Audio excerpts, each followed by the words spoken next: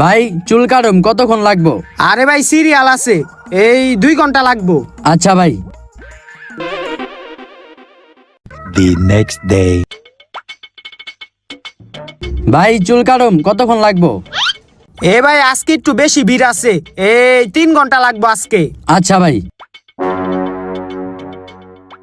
The next day.